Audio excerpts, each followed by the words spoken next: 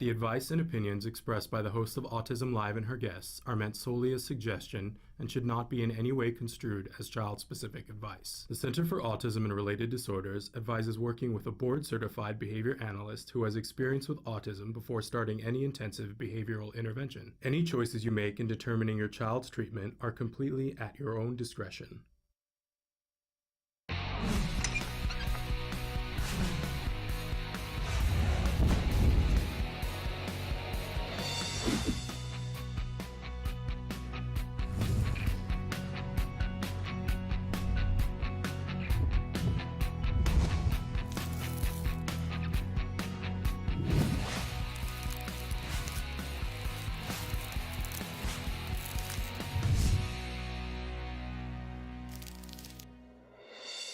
Good morning and welcome to Autism Live. I'm Shannon Penrod. We are coming to you live from the Warner Center in Woodland Hills, California, and I'm thrilled to be here with you today.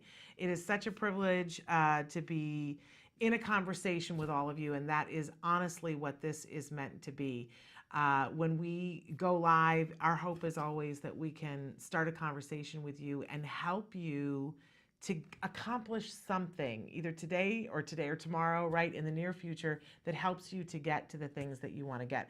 And I know firsthand that sometimes you need some support along the way. So I just want to be your cheerleader in the corner, but also kind of be a reference point for you that if there's something you're looking for, you can call me. I love that in the last 2 days, I've had several people just call me out of the blue and go, "Hi, I'm looking for this, and I have no idea where to find it." And then we just spend a few minutes on the phone and we talk it through, and I think we've been able to help people find what the next step is. And really, honestly, sometimes on this path, you just need somebody to hold hands with for a second in the rainstorm so that you know that you're not alone, and be reminded that there are a lot of things you can do, right? So that's what this is all about. And we really try to talk about autism from a 360-degree perspective because it's different for everybody, and that doesn't make it dissimilar, right? It's just that we all have different entry points and different things that we're looking to accomplish, but we all have one thing in common, that we either are or love someone who's on the autism spectrum. So welcome. That is the community that we welcome here on the show. And as I said, we like for it to be interactive. So Samantha is going to show you some of the many different ways that you can interact with us here on the show. While she does that, I want to remind you that our homepage is autism-live.com. When you go there, there's lots of buttons to push and things to do, but I'm just going to highlight a couple of them for you. If you click on the triangle that's on the computer screen, because it looks like a desktop, like the thing over my shoulder here, or my shoulder, looks like a desktop computer, and on that computer there is a triangle. Sometimes on some computers it just automatically starts to play, and some of you have to push a button. I don't know why, but there is a triangle button. If it doesn't automatically play, if you push that, the live show starts to play, or the most recently recorded live show. And as I said yesterday, you can tell the difference, because if you can fast forward, then we are not live. Because wouldn't it be cool if you could fast forward reality? I would like that sometimes, but no, that is not in our list of things that we can do right now. So if you are able to fast forward, that means you're watching a recorded show. It doesn't matter to us, except that when you write in a question on the live feature, which is just to the side of that, it's the series of white boxes. If you stick your cursor in the box that says your question, you can write in anything you want and hit enter. Now, if we're not live, it still comes and it gets cached, and then I can look at it later on. The only problem is sometimes you guys will write in and say something and you'll use pronouns. So you'll say, "She's awesome," and I have no idea which she you're talking about. And sometimes I like to, call people back up that were on the show and go, "I just want you to know people were saying you were awesome," but I don't know which she you're talking about. So try to be as specific as possible, especially when you're writing in a question to let us about something that somebody is saying, which person it is. You can say, the doctor who's wearing the blue jacket, or you can say the lady who's talking about theater, or, whatever, so that it gives me a hint and then I know exactly who you're talking about. All right. I always like to remind you at the start of the show that we have lots of experts on the show, and it is just my great privilege to be able to get here and converse with those experts and talk to them with you. But don't confuse the fact that I am not an expert in autism. And I want to be really clear with that. My credential is that I'm a former teacher and I am a current fabulous, proud autism mom. My son was diagnosed with autism at the age of 2.5, and that was a long time ago. And he's about to be 15, and that doesn't make me an expert. It doesn't even make me an expert in him. So every time I think I am an expert in him, he quickly does something that reminds me that I don't know what I'm doing. So not an expert, but somebody who's been in rooms with experts for quite a while now and has a deep, deep passion for helping you to figure out what you can do to get farther for less money. My mantra usually in the morning is, if I can save someone 5 minutes and $5, then I've done something today. I'd like to save you 5 minutes and $5 today and connect you with good things and inspiration. That's a lot. Okay. I've muddied it all up. So let's move on. We like to start every morning with something we fondly refer to as the jargon of the day. Excuse me. And this is when we take on one word, one phrase, one acronym, and we try to figure out just what in the heck are they talking about and why should we care? Why does it even matter? But honestly, that save 5 minutes and save $5, oh, the jargon will do that. If you try to learn all of the autism jargon in one weekend, oh my gosh, that would be a horrible way to spend a weekend, right? But that's why we do it in little dribs and drabs, so eventually it all starts to cohese and make sense, and you will find yourself saving lots of time and lots of money, not just 5 minutes and $5. So we try to make it a little bit interesting. I give you the actual definition from an actual, book or resource about autism, and then we make fun of that. And then we move along to the working definition, where we try to fit it all together and figure out. But if it still doesn't make sense to you with the working definition, don't sweat it. We go back over terms, and I'm telling you, you will get it, because eventually it'll start to make a little bit of sense, and then you'll see it happening in your life, either with yourself or with somebody you know or with your kiddo, and you'll go, oh, that's that thing. That's that jargon thing. I get it, right? And that's when it's all good. So let's take a look. Our jargon term for today is, I keep going to the wrong side, echoics. And this is one of those really interesting jargon terms, because you look at it and you go, I sort of recognize a root word here, but I have no idea what this has to do with autism. So let's take a look at what our actual definition is. It is, and you're going to need to full screen it for me, Samantha, thank you, an elementary verbal operant that is evoked by a verbal discriminative stimulus and that does not have point-to-point correspondence with that verbal stimulus. Anyone have any idea what that means? I mean, oh, isn't it just so frustrating sometimes when you go, I am going to take on a term, and I am a smart person. I am going to look it up online or in a dictionary or in a book that I have that defines these things, and you look up and you get this mess. And then you go, elementary verbal operant. What's a verbal operant? Okay, so we've been doing all the verbal operants, and I thought, oh, we should go back to the beginning and get echoics in, because one of the things that we know comes hand in hand with autism is a language deficit. So this is just one of the verbal operants, and we've been doing them the last couple of weeks. So let's go on to our working definition and see if we can't make some sense of this. Echoics is repeating something immediately after it's said. I know, don't you just want to go, then why didn't they just say that? Right? I don't, well, and I'll tell you, the longer you stay in this, it's because there are some things in that definition, the point-to-point contact, that start to make sense when you move into something else and you want to be able to say it's this, not this. So there is a reason why, just not one we need to focus on in the beginning. So let's back up just a little bit and talk about the verbal operants, and then we'll talk about echoics. So verbal communication It involves more than just language, first of all, because all the different things that we do to communicate, like I just made a gesture, right? And that's a part of my communication. I sometimes somebody can just raise an eyebrow, and that's a lot of conversation. Or I can make a noise and go, that's communication, right?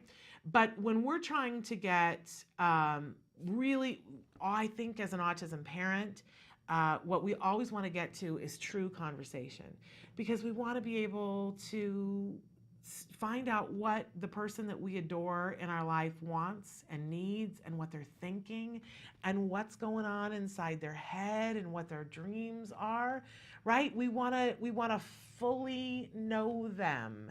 And for us in our current society, that usually means being able to be in this back and forth conversation. It doesn't have to mean that, and I just want to put that asterisk there, that there are lots of ways to communicate if we can't get to this verbal discussion, conversation back and forth. But I think we all want the verbal conversation back and forth. And if we want that, there are ways in which we can work towards it. And what I see over and over and over again in the questions that you guys write in is that a lot of you have speech services where, you know, your child is doesn't matter if they're 18 or 18 months, that they're sat someplace and somebody holds up cards, and they're, you know, they do exercises where they, you know, stick their tongue out and go all over the place to strengthen their muscles, all of which is important. I'm not making fun of that at all. I love SLPs and I love what they do, and it's important what they do. But a lot of people mistake what they're doing as something that's going to get you to that verbal conversation, and that leads to frustration. Because there are some SLPs that are looking at the verbal operants, but usually that's more in your ABA basket.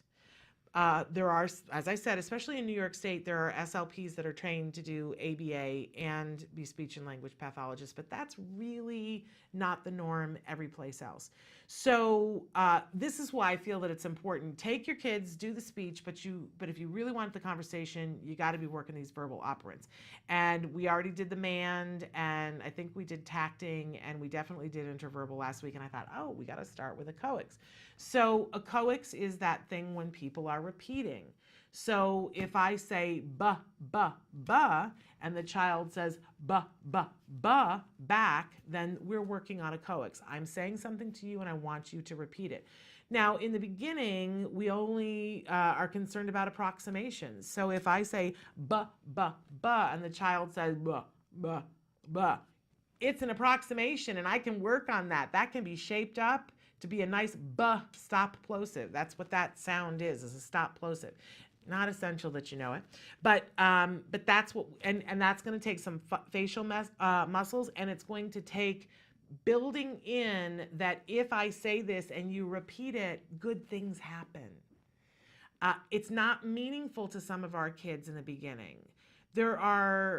It's fascinating to watch neurotypical children learn and build language, because they're sort of fascinated with their parents, and they're fascinated with their parents' faces, and that's where they hone in on, and that's what they look at.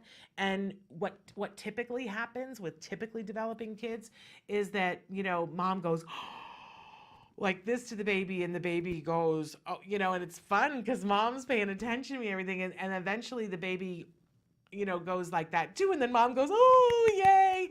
And then mom says something, the baby starts going, and mom goes, yay! And the baby wants to do more of it because it's meaningful to them. For a lot of our kids, this looks entirely different and is not reinforcing. They're interested in things. They want to pick up the car, but they're not keyed into this, and they're not keyed into when I get excited. In fact, for some of our kids, we go, oh, and it shuts them down because it's too much. It's too much sensory input, right? So we miss those early connections, and we got to put them in place. So we use the verbal operants, and echoics is one of the earliest one. Getting someone to repeat a sound, and then you shape it, shape it, shape it. So that's really, now some of you have kids who get stuck in a echoic language, and all they do is repeat. And that can be very frustrating. But I want you to know that echoics is the first stop on the verbal operant train.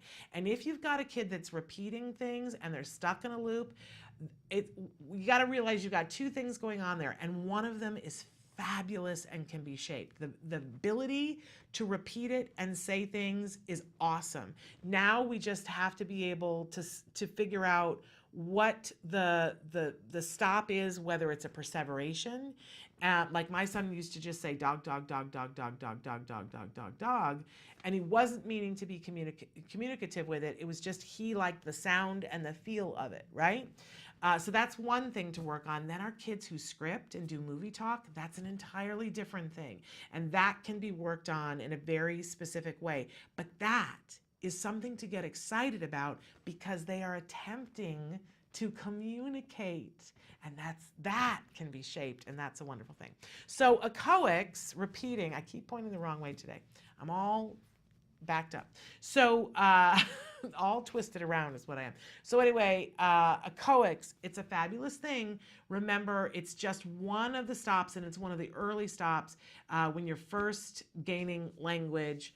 And then we add in the other ones, the verbal operants. All right, moving on. We always have a question of the day, and our question for you today is, what do you wish people would stop saying about autism? Like, what is the thing that makes you the most crazy? What makes you break out into hives? And I guarantee it'll be all over the map. It's funny because we were just at AutFest over the weekend, and there were a lot of people that were there that have younger kids on the spectrum, and there were a lot of people there who are over the age of 18 and on the spectrum, and it was just so interesting to hear the language used around autism and how offended each group, my son comes from the age of kiddos that I can remember him being 7, and they did a news report on us, and the reporter referred to him as being autistic, and my son was put out. He wanted me to call the reporter up and say, you got that wrong. He was like, I'm not autistic. I have autism, and it's just one of the things that I have, right? And yet, if you talk to people who are over, say, 18 years old on the spectrum, they will say to you, stop saying that I have autism. It's not like a cold. I am autistic, and that is a part of me, and, stop acting like it's this weird, strange other thing that's in addition to me. I am through and through part of autism. I don't have it, and it doesn't have me. I am autistic. So, and both offended the other way. And what do you say? I try to say at the moment, a person who is on the autism spectrum. And that's, for the moment, I haven't heard anybody say that offends them, but let's wait a week and that will offend somebody. But what do you wish people would stop saying about autism? I wish that people would stop, well-meaning people who are not meaning to be upsetting. I wish they would stop referring to it as a disease. People do that sometimes, and I really stop, and I don't do it right that minute, but later on I'll say, hey, just so you know, not a disease, a disorder. That's an entirely different thing, but not a disease. And they go, oh, I had no idea. So that's my little thing. It just makes me go, oh, not a disease. I don't like it being called a disease. I don't even like it being called a disorder. I really like to think of it as a neurodifference.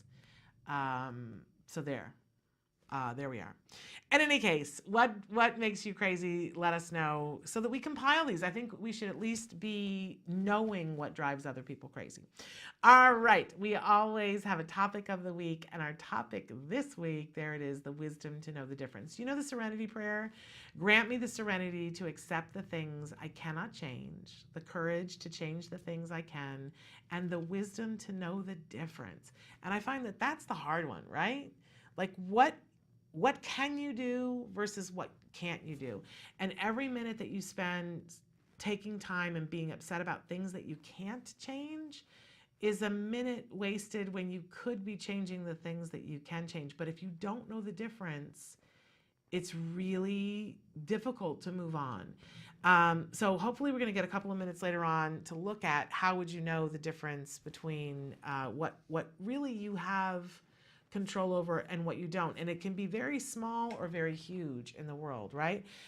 Listen, when ABA taught me that I don't have a whole lot of control over the behavior, but I have a lot of control over the antecedent and the consequence, it was like there was a light switch that went off in my head, and I was like, oh my goodness.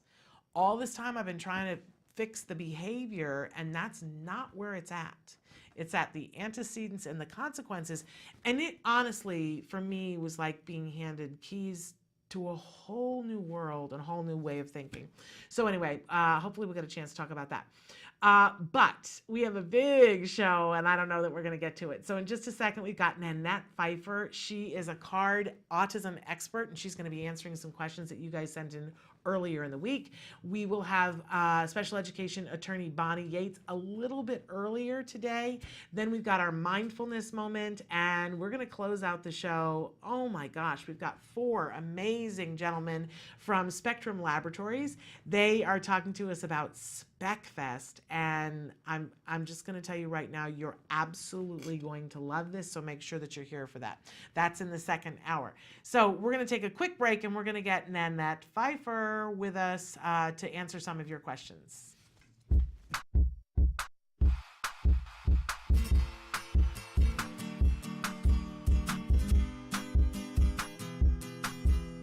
Hi guys, welcome back to Smarty. This month we're going to be making a mandala. Mandala, you ask? What's that? Well, in Sanskrit, that means circle. And you'll see what I mean in just a moment. Okay, the materials you'll be needing for this project are colored paper, scissors, and glue. I'm assuming a lot of you guys have made paper snowflakes before. Well, this is the same idea, except for we're going to be doing it with A, lots of color, and then B, we're going to be layering it up. So, first step we're going to have to do is fold a piece of paper so when we cut it out, there's going to be a repeating pattern on it. So what you're going to do is fold it in half. And then you're going to fold it in half again. Make sure your lines are super creased, okay? And you're going to keep doing this. You're going to keep folding it in half as many times as you can possibly fold your paper. So now that this is folded in half as many times as I physically can fold it, I'm going to take my scissors and I'm going to cut out the excess. So here's the paper with all the excess cut off. If I open it up, boom, it's a circle, but it's missing all the wonderful patterns in here that repeat. So let's fold it back up, and what we're gonna do now is we're gonna cut the shapes in it, kind of like a snowflake. So get creative here. Remember, don't go all the way through, or else you're gonna just cut in half. So have fun with it. Okay, since my paper is, as you saw earlier, double-sided with different colors, I'm gonna cut out the center part and I'm gonna flip it. I know that sounds crazy, but you'll see what I mean in a second. All right, so let's open this up and take a look at it. Ooh, so you see that? I've got a perfect circle with a repeating pattern, exactly what I wanted. All right, so I've cut out the center part that I cut out for my whole circle, and let's open it up. Look at that, it's another circle, but it's smaller. I'm gonna take this and place this in the inside. So the basic idea of the mandala is you're gonna take your construction paper, fold it like I just showed you, and then cut different size triangles, which will turn into circles, so there'll be layers of colors with the pattern. And of course, while you're doing this, you can talk about colors and to have them work on their cutting skills. So now that I've cut out several snowflakes, I am going to start gluing them down on a piece of paper. Here's my mandala. It looks pretty finished, and it can be. But if you have an older kid and you really, really want to hone in on working on pattern making, you can take this little scrap pieces that you cut out and have them add to the pattern themselves. Well, I hope you and your child enjoyed this project and learned a lot from it. Until next time, guys, craft on. Can you see me flying by your side? A lot of adults don't really believe kids. They'll think, kids are kids, what are they talking about? But when a child stands up for what they believe in, it's so strong and powerful.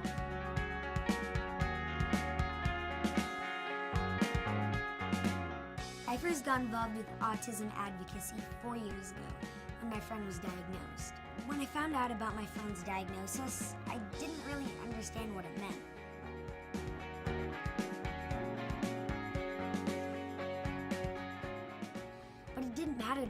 change our friendship. I didn't look at her any differently. We still had so much fun together. Now I know that she experiences life a little differently than me, and that's okay.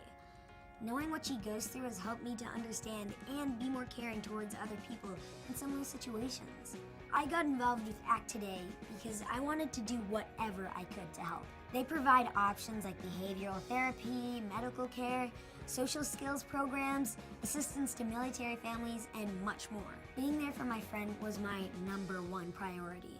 I've been volunteering and spreading the word about the cause via my social media platform because raising awareness is a crucial first step.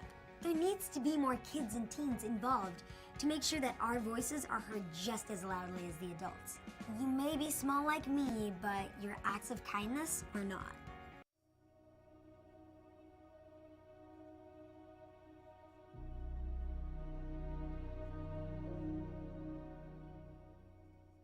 Hello, activists. Let's talk about step 7. Recognize your gifts and abilities. Whatever gifts and abilities you had before autism entered your life, you have them now. And I bet you've developed some that you didn't even know you had. Those gifts and abilities are going to help you in your journey of parenting a child with autism spectrum disorders. Maybe you're a born researcher, teacher, negotiator, or organizer. Well, you're going to need all of those talents. And you could find a whole new calling. That's what happened to me. If you had told me 20 years ago that I was going to leave behind a career as a television producer to work as an autism advocate and activist, I would have said, you're nuts. If you don't think you have any special gifts or abilities, ask someone who loves you. They'll tell you what they are. I guarantee you, you have them. What's your special gift? Find it, use it, for yourself, for your child, for the good of all concerned. Until next time, keep the faith. Welcome back to Autism Live. One of my new favorite parts of Autism Live are our Ask an Autism Expert. Joining us via Skype right now is Nanette Pfeiffer. Nanette, we're so thrilled to have you with us this morning. Hi, thank you. Yeah, I'm so excited to be on too. Well, can you start by telling our audience a little bit about, you work at CARD, but tell us what you do at CARD.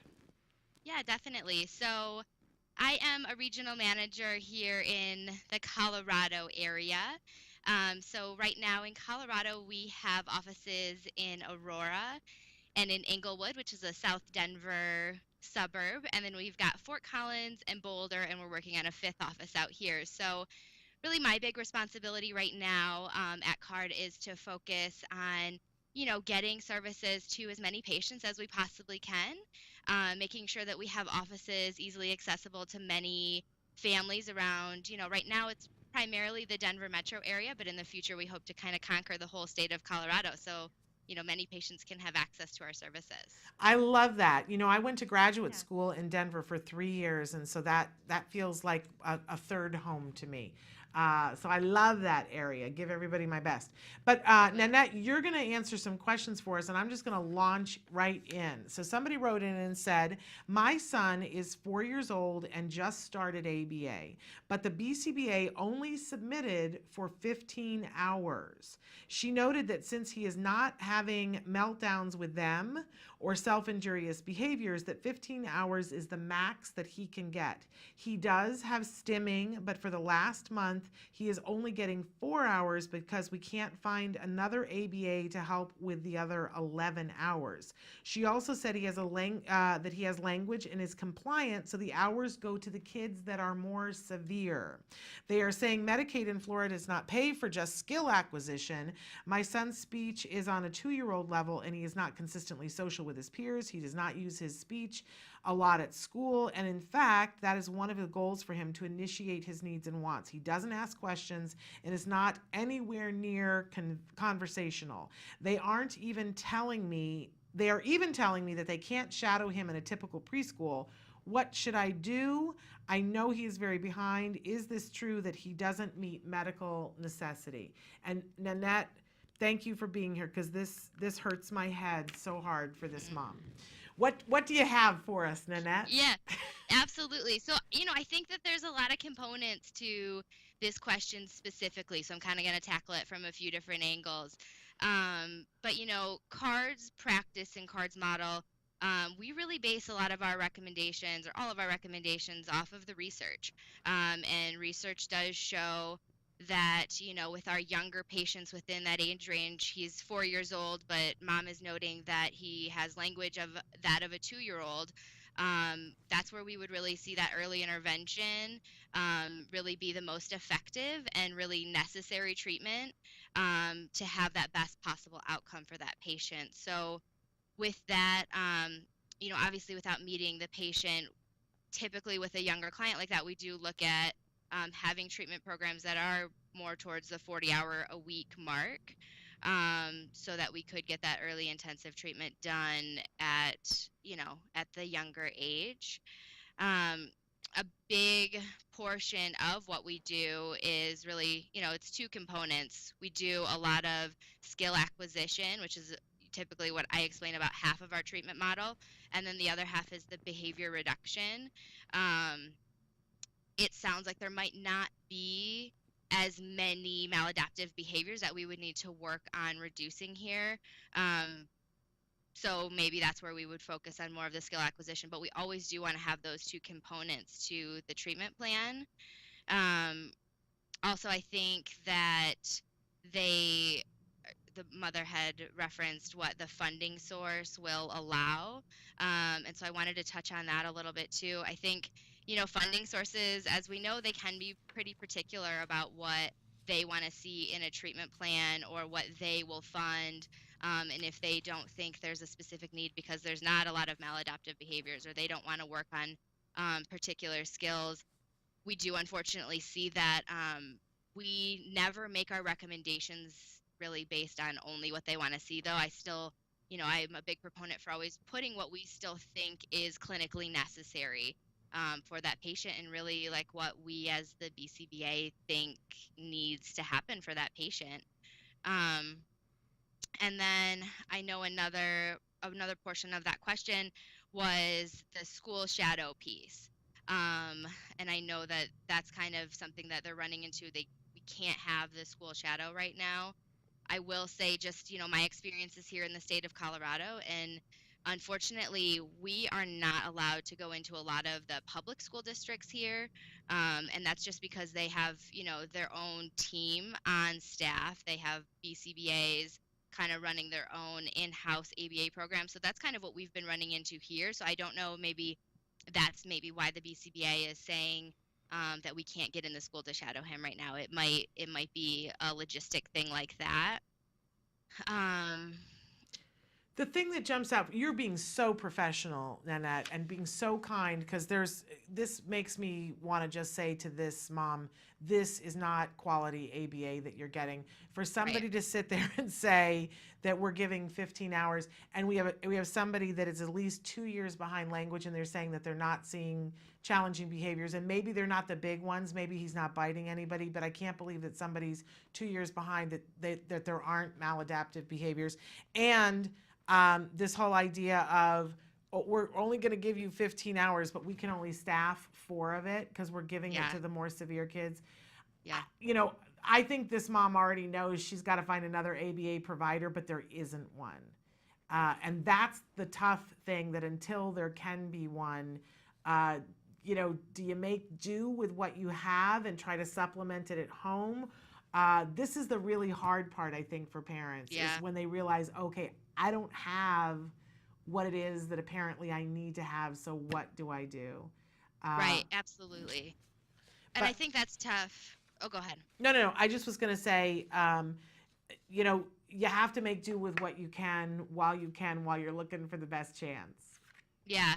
And I definitely think it sounds like there's not a lot of options there, but working on getting a second opinion, I think, would be definitely crucial in this situation, because you want to make sure that we're tackling this while he's still so young, and I think, maybe continue with what you have right now. I know staffing can be a challenge. It sounds like we're only getting 4 hours, which is definitely not enough for this patient. So I don't know if there's nothing else in the area, if the family maybe has access to respite or a babysitter, or, family members, including the parents, getting a parent training model set up where we're just learning the skills, and maybe teaching some of the staff that could maybe help in the home, like a respite worker, to do some hours just to supplement, so we're not losing that time while we're looking for somebody else. And I know, at CARD we have telehealth services for reasons just like that. Like if we don't Exactly. have an office close by where we can help, then let's get at least a BCBA remote for you, so we can get something going where, like I said, we're training a respite worker to do more hours in the house per week. Absolutely. I love that, Nanette. For this mom, get what your child needs. Get a 40-hour program, even if you've got to do it yourself. I'm going to move Yeah. on to the next question, though, because we're running out of time. Is it Okay. appropriate for a 6-year-old going on 7 to start an ABA program with CARD? My son was diagnosed with mild autism and has a very high speech delay for his age, very minimal vocabulary. His general public school does not seem to be cutting it with him, only getting 30 to 45-minute sessions with a therapist twice a week, with one being one-on-one. I asked to bump up the amount of time and or sessions per week in our last IEP, but was sadly told by the therapist that their hands are full at the moment with other more severe children, and she would have to look at it in her schedule. It boggles my mind when they say, no, we can't do it for you because we have more severe children. But the I know. core question here, is it appropriate for a 6 or a 7-year-old to start an ABA program with CARD? Absolutely. Yes, absolutely. I would say, specifically in the Colorado area, I think this is the big majority of the kids that we're seeing come in lately is really in that 6 to 8 age range. And absolutely, we can start ABA really at any time. And I think, 6 is still a great age to get started with an ABA program. I will say it sounds like we're getting about 45 minutes, and the parent knows that this isn't enough of, just services through the school. We would definitely want to hit it a little harder and do more hours, and potentially, obviously have an intake meeting, but maybe look at having anywhere from like 20 to 25 hours a week to really just hone in and, catch him up, because it sounds like he hasn't had the services that he's really been needing. So, every treatment plan at CARD is very individualized to that patient. We're going to do a 3-hour intake where we assess all of the areas of need and look at the skill deficits and the excesses that we want to tackle, and make a treatment plan from there. So, with CARD's own internal curriculum and all of that in mind, we definitely could help that patient. Very cool. I'm going to leave the last question because we had a comment that came in based on the last question, and I can't leave it alone. Okay. Rana has written in and said, go for 15 hours of ABA. We never got more than 40 hours. It's just not realistic for a 4-year-old. It's too much to handle. And I just want to lovingly say to Rana, and Rana, you know that I love you, but that is not what works. And it isn't realistic at all to be able to do more than 15 hours with a 4-year-old, but it is what you need to do. And Nanette, you're an expert. Can we talk to our parents for a second about why we don't do 15 hours with a 4-year-old and why you need to make it reasonable to do 40? Yeah, absolutely. That's, I think that's a great comment to come in right now.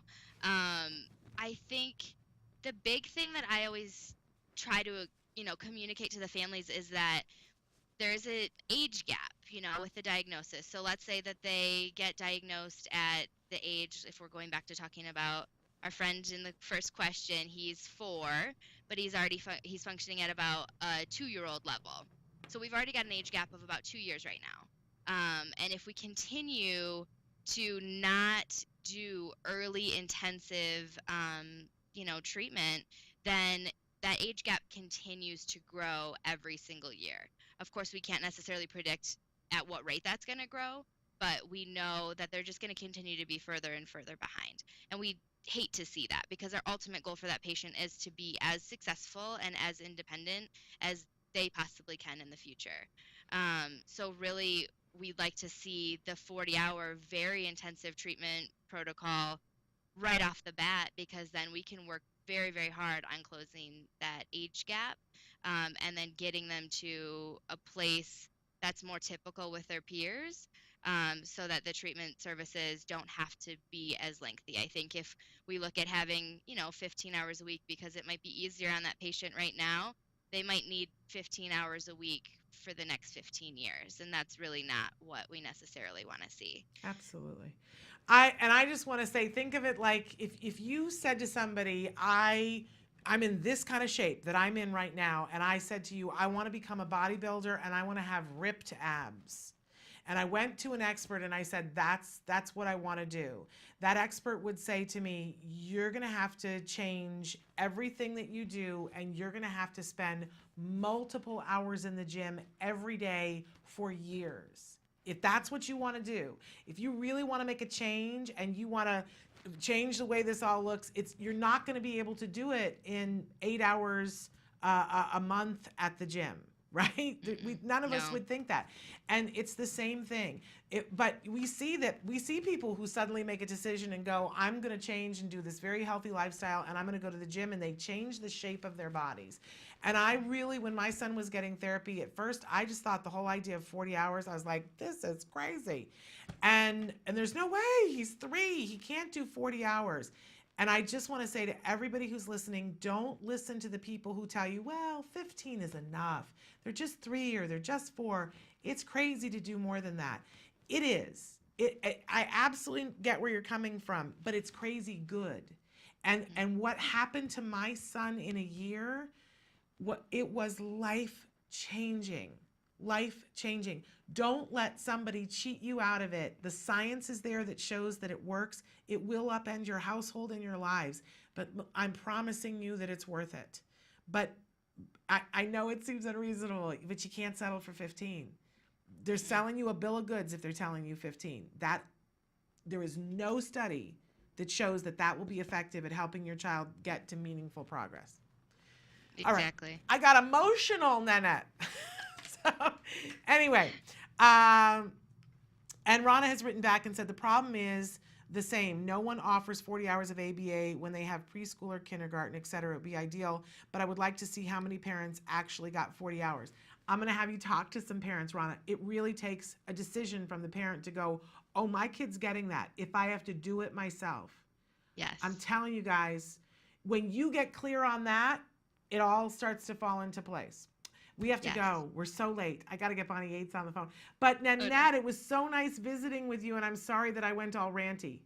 Oh, no, I appreciate it. I love the rants. I love your passion, Shannon. That's why I'm on the show today. Oh, thank you so much, Nanette. We'll have to have you back again another time when I give you more time to talk. Okay, sounds good. Say hi to Colorado for me. I will. Thanks so much. Take care. Bye-bye. Bye. Take care. Let's get Bonnie Yates on the phone because Bonnie Yates knows about 40 hours. Let's get her on the phone and we'll see what she has to say. Stick with us. We'll be right back.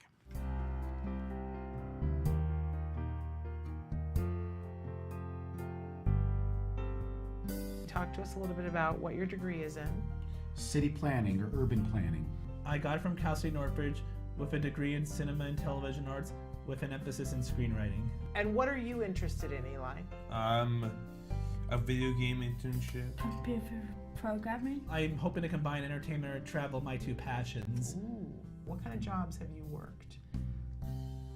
Bakery inventory. Okay, inventory. Want to talk about your volunteer job? To help the soldiers.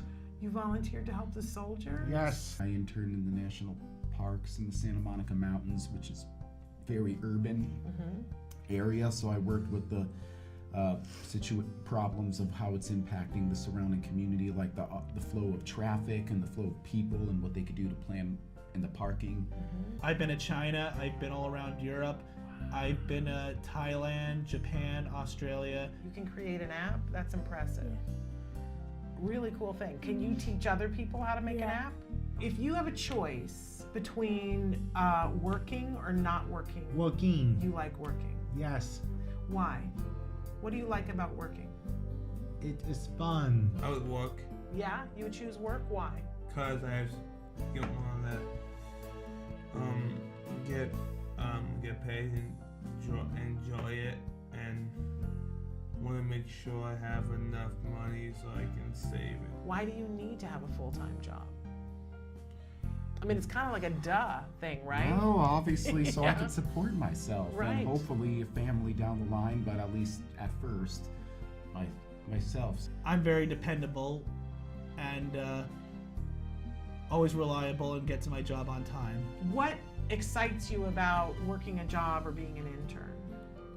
Learning new skills. Yeah. What has it meant to you having this job and having the stability of a job that you've had for multiple years? It's meant the world because I'm able to do everything, but almost everything I wanted to do because of that job.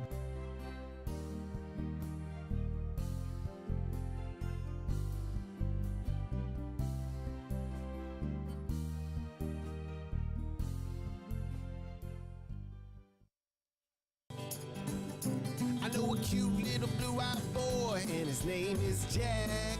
Jack Riley. He got a big, warm, blue-eyed soul that makes your heart beat fast. That's so cool. Thanks, guys. Over a year since he was diagnosed, and 10 months since he started ABA, and I don't think at the time we really understood that you can be happy, fun, and still have autism.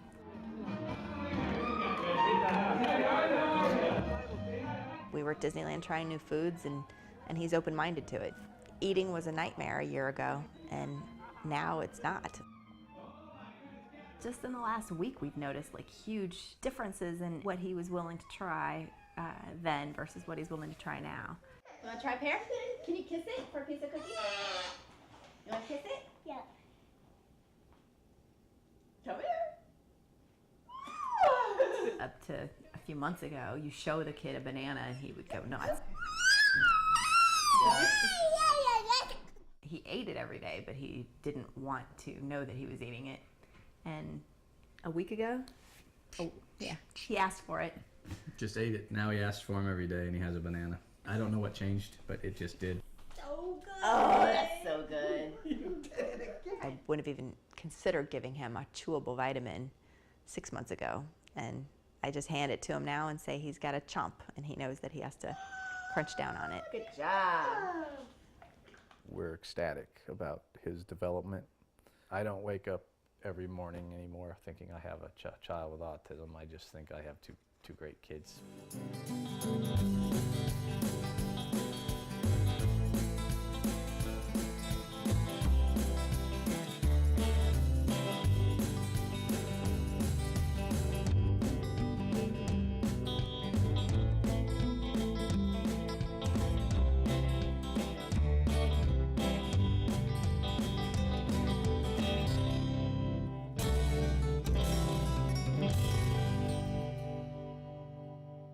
Welcome back, you guys. And I have to start first by apologizing. You know, sometimes because we're live, we try to pack things in and something happens and somebody writes in and then I get off schedule. So we're a little late coming to Bonnie Yates, and I apologize to Bonnie and to everybody else because I know you guys love this segment.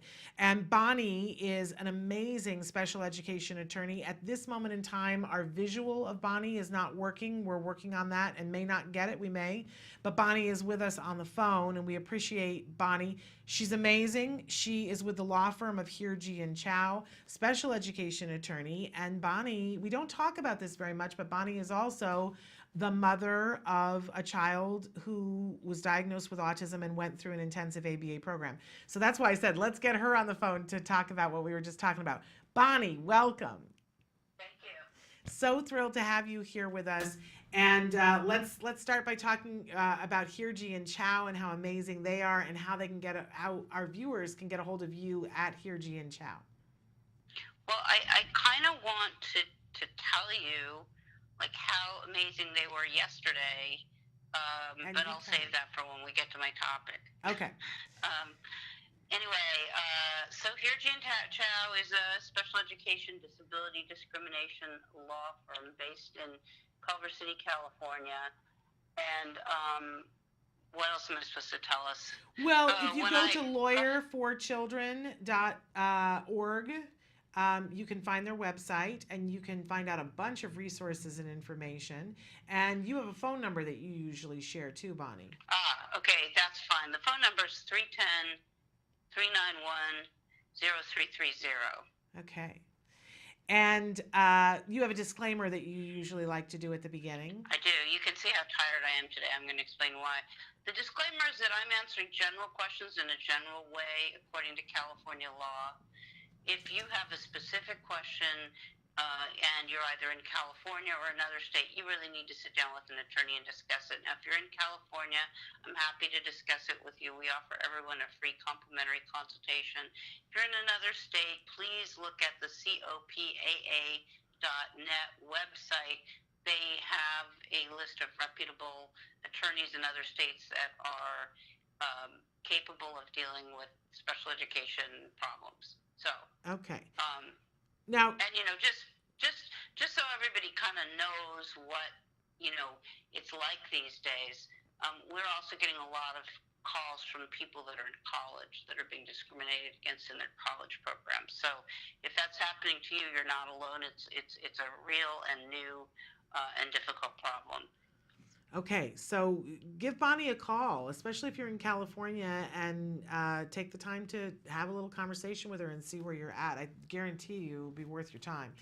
And Bonnie, I was telling you that we were having an expert answering some questions, a question from a mom talking about a 4-year-old who's on the spectrum with a diagnosis, is at the 2-year-old communication level. So at least 2 years behind. ABA provider is recommending 15 hours. We were saying you really got to push for more. That the studies show that if you have to be in the window of 25 to 40 to be the most productive, and that really there's one study in particular that if you're getting 10 hours of ABA, it is the same as doing nothing. That it really does not have a cumulative with that age group. I want to be very clear with that age group. Later on, it's appropriate, for a 16-year-old maybe to have 10 hours a week based on where they are. But in the middle of all this, we had a mom that I absolutely love and adore write in and say to the parent, just go for the 15 because it's not realistic to do the 40 anyway. And she said, the problem is that, nobody offers 40 hours of ABA when they have preschool or kindergarten, etc. It would be ideal, but I'd like to see how many parents actually got 40 hours of ABA. And I was like, well, I'll get one on the phone for you right now. So I'd love it, Bonnie, if you could talk a little bit about what you see and what you saw as a parent. Gosh, it's sometimes really hard when you feel like, oh my God, we're still discussing this stuff. It's like that protester that had the sign up that said, I can't believe I'm still dealing with, like I'm old. I can't believe we're still marching for the same stuff. But, I wasn't entirely clear on who the funding source for this kiddo was. But, my operational assumption in California is that people are going to be able to have 40 hours of ABA because their insurance is going to provide it for preschoolers until they're at least, compulsory age of 6. For the original question, it was somebody in Florida, and so they're fighting with Medicaid, and that's a whole other Oprah, right? But well, and I'm not sure that I'm competent to address that question. I think that's really a good question for Karen Fessel from AHIP, who deals with, insurance funding. I will get her on. The substantive question is not really about who's paying. The substantive question is how hard is it worth it to fight and why?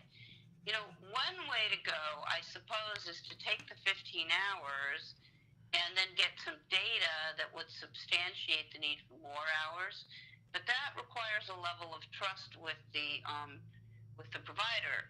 And I think we're having a lot of providers now, insurance providers now, who are kind of doing what they believe the insurance companies want them to do. Nothing has changed since 1978. We all know that young children need early intensive autism. And if I have any regrets, it's that Nick didn't get diagnosed until he was 4, and that I probably let him exit treatment as a teenager earlier than would have been a good idea. It's absolutely exhausting to have a 40-hour home program and home and school, combo program going on. But it's even more exhausting dealing with an unremediated child with autism. So I'm not going to say anything that's going to help, because I still think you just got to suck it up and do the 40 hours, and you'll be glad later when your child is as independent as possible. I mean, I sit around now feeling guilty because my child has so much and can do so much. That's not saying it's easy for him, but he has so much in the way of an independent life, and that means I have an independent life. Like my message from him this week was like, Mom, I'm not going to be, home for the next 3 nights, because tonight I'm catching up with a friend, and, the next 2 nights I'm out with my girlfriend, and, oh, and by the way, I got permission from work to go on our family vacation, so, can we, figure out my plane flight? So I feel like it's a short time in a way that you're asked to do that intensive fight. And it's really hard, and it's hard to put yourself forward in time and imagine what it's going to be like when your child is a teenager and then an adult. But I think we have to do everything we can.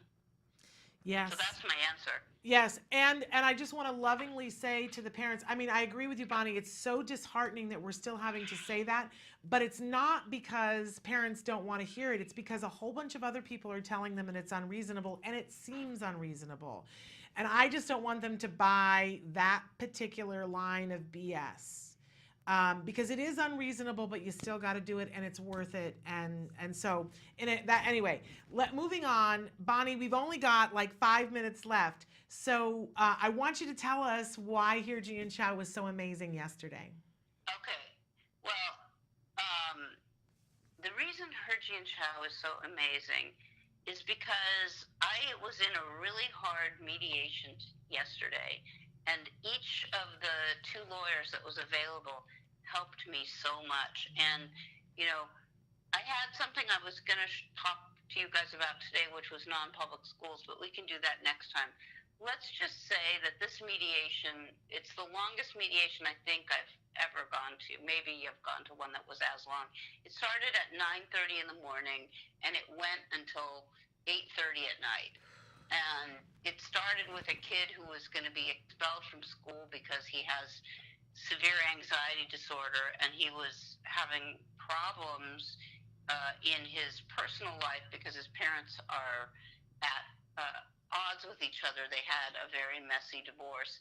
And so he has been caught on 3 occasions smoking marijuana or possessing tobacco at school, and they were going to expel him. And so we went in and we looked at the manifestation determination, in which they made the decision that his behavior wasn't a manifestation of his disability. And we figured out that they didn't even have a psychoeducational evaluation that they used at the meeting. They had a report, wasn't done, they backdated it after the fact. So this brilliant neuropsychologist that I work with, Dr. Ann Simon, she was like picking and picking and picking at the protocols. And then she found that, the academic report was conducted improperly because it was conducted over 2 months, and you can't test that way because it screws up like the age range and the baselines and things like that.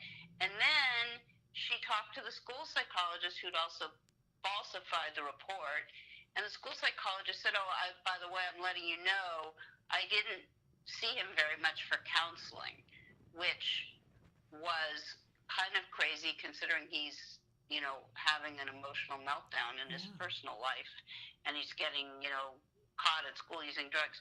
So the mediation was very hard because the district was really angry that they were going to have to let this kid back into school, that they were going to have to wipe his discipline record, and they were going to have to pay for a private non-public therapeutic placement for him. And I had not really done a mediation agreement before with what's called a state expulsion. So it's like you put the kid on probation for a year, and if he meets the conditions, at the end of the year, you wipe his discipline record clean.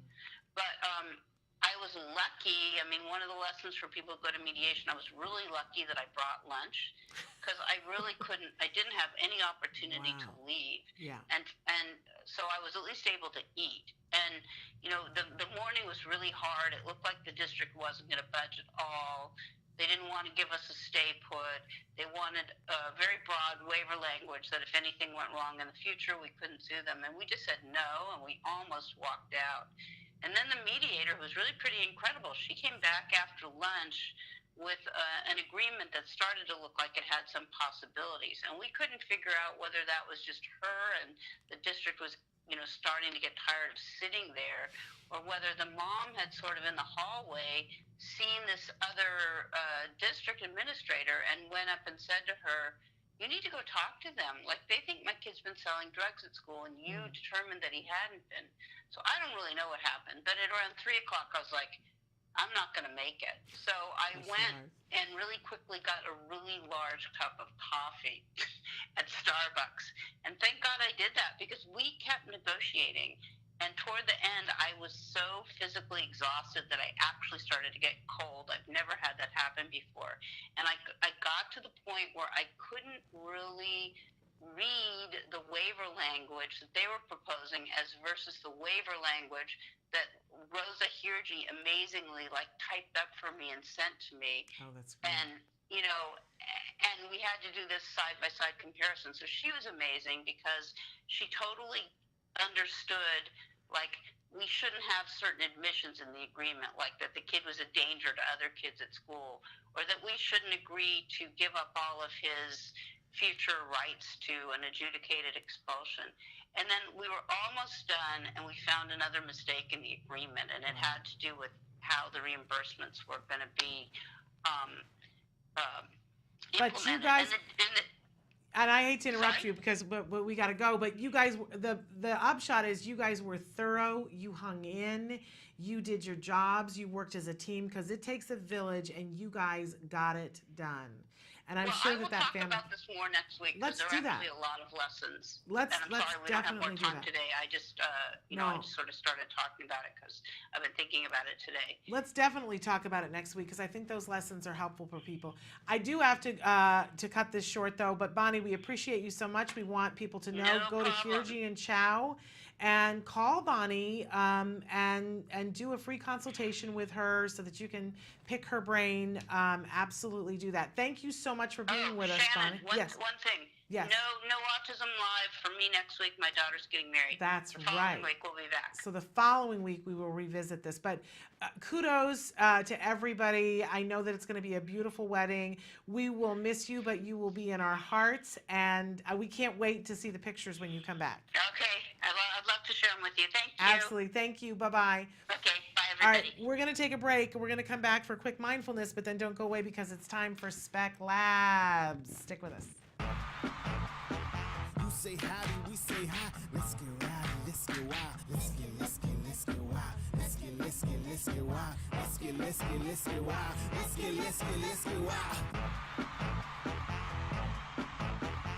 Hi, you're back at Autism Live. I'm Lisa Ackerman, and you're at the Allergy-Friendly Cooking Show. And we have kind of an interesting surprise. I've brought my sister. That's surprise number one. Yeah. The fact that I came is surprise number two. I know, right? Hi, Jamie. Hi.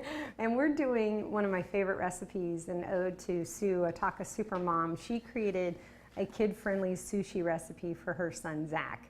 So hi, Zach. Thanks for allowing us to borrow your lunch recipe because it's really awesome. So we can't wait to show it to you. First, what I'm going to do is we're going to cut up some of these things so we can get ready.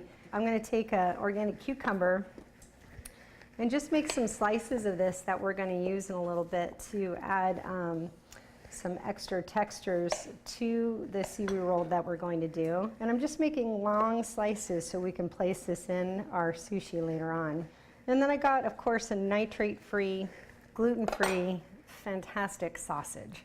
Love this. So this is a barbecue chicken that we had last night. It was pretty awesome. Make sure that I have a little bit of everything here for the sushi roll. So now let's make the sauce. Use my gluten-free, casein-free, soy-free soy sauce. And of course, my most favorite thing in the world is crushed ginger.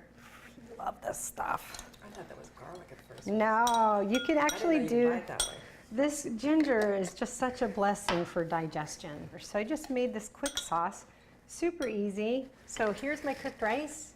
This rice is very, very sticky. I use this really great little water and apple cider vinegar combination just to keep my hands. That's what the sushi chefs do, is a little trick, which is like pretty. They're used for apple cider. I know, and I love that stuff. So good for you. So all I'm doing is just keeping my fingers a little bit damp so the rice doesn't stick to my fingers. And we're just pushing this all through. If your kids don't like green, not a problem. You just flip it over. So that way we can hide the green stuff from our kids and it will be rice out as part of the recipe. So let's have a little fun. We're gonna do my favorite, avocado. And if you're sending this to lunch with your kids, you may want to put a little extra of the lemon on there because it will get brown. And I even have sensory issues for the brown stuff. So there we go. There's our avocado. So the next thing I'm going to do is do a couple of the cucumbers. I know, it's so easy and it's so cute and we're going to eat healthy. You're going to make one for me for lunch today. Yes, right? you can have one for lunch. Now comes the fun stuff, the sausage. So you could put anything in here. Anything. Jeez. Anything. It's really just the simplest thing in the entire world. And then, so, you know, it's sushi kids can eat, and I wasn't joking about that. So I may squeeze a little more extra lemon on there. And now I'm going to take my little sausage, or sauce, excuse me. Just put a little bit on there so we're coating. About a teaspoon. Doesn't it look good? You can get this at any cooking food store. So this is just the little sushi roller, which I think is fun. So I'm going to put this underneath, and I'm going to start to roll. So you got to watch how you go through and roll this. So the biggest thing is to try to get it compacted enough. So when all is said and done, we can hide the green stuff. So again, with cutting sushi, you want to make sure your knife's really sharp. And we also want to get it a little wet because that way it would make it easier for cutting. So I'm going to just cut off the ends. It's so funny. These are our taster bites, Jamie. You can tell me how these taste. Go ahead and try it. Yum. I know, right? See? And your body kind of goes, wait, I'm waiting for seafood. But you've got awesome sausage, chicken. You've got a full serving of vegetables. And is that good? Yeah. Yum? You're not lying? You're not lying? Okay, good. I like more sauce. You like more we sauce? We can even put wasabi in there if you like. Yeah, if, you know, I think the wasabi, the issue. Oh, we're making it for kids, sorry. Yeah, we are making it for kids. This is just a fun way to introduce more foods to your kids and notice they're eating seaweed. We'd love to hear from you. If you have an idea or you want us to convert a recipe, let us know. Jamie, thanks for being my fabulous Flannel White. You can reach us at autismlive@gmail.com or Facebook, facebook.com/autismlive. Or we have thousands of recipes on Taka Now. So, you know, go check out the Taka website and let's get cooking. So we'll see you next time. Thanks for joining us. You say howdy, we say hi. Let's get rowdy, let's get wild. Let's get wild. Welcome back to Autism Live. And it's time for our Autism in the Classroom moment. You know, it's at a particular time of the year where there's about to be a transition, and it's a big transition.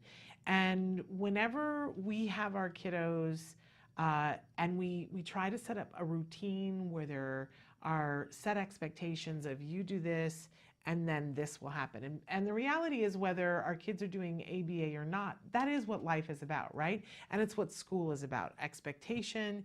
You know, we spend the first part of the year teaching the classroom rules and having them know that I come in, I do this, and as a result, I get this. And when they're little, it could be I come in and I sit on the blue square and I get a little star, right? And later on, it's, you know, I come in and I put my backpack on the back of my chair and I get busy writing on the prompt that's on the board, or, you know, whatever it is. But there's a progression and always this thing of expectation. And when they're at, the reward changes with all of that expectation.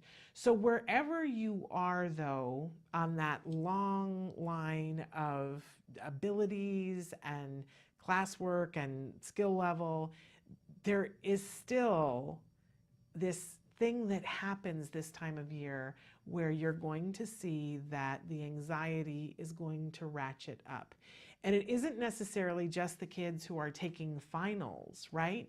Even for kiddos that aren't on a diploma track, they will pick up the energy of those around them who are, and we will see some behaviors starting to happen.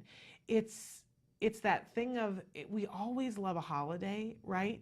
Where it's the routine is different. We all say that we want that, but we all see that it's kind of stressful. So what I'd like to propose today is that we be mindful that we're in this mode right now and that we start to look at antecedent modification. Remember that antecedents are the things that we do before something happens, that we have the ABCs of behavior: A, antecedent; B, behavior; C, consequences, right? And so A is what happens before the behavior, because we don't have a whole lot of control over the behavior. But if we begin to look at, oh, well, every time I stay up late, I have a harder time in the morning, right? I can keep having the consequence of having a harder time in the morning, but really what I want to do is change the antecedent before the behavior, which is staying up too late. So I want to give myself some sort of a reward, maybe for going to bed early. I want to create some sort of a diversion that makes me want to go to bed early, right? Maybe that I make sure that I tape all the shows that are on late that I want to stay up for, and that way I know I can watch them and not be falling asleep during them. That'd be a cool thing, right? So antecedents are the things that we try to do before the problem behavior happens, so we don't get into the problem behavior.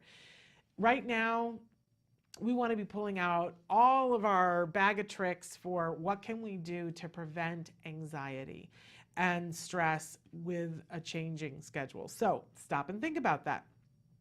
We can practice mindfulness, right? We can practice meditation. We can make ourselves go on Pinterest, and they have the most I've been trying to share them on our Pinterest board, by the way. If you go onto our Pinterest, Autism Live, you will see that I've got them in several different categories, and I try to add things. There's some really good resources there.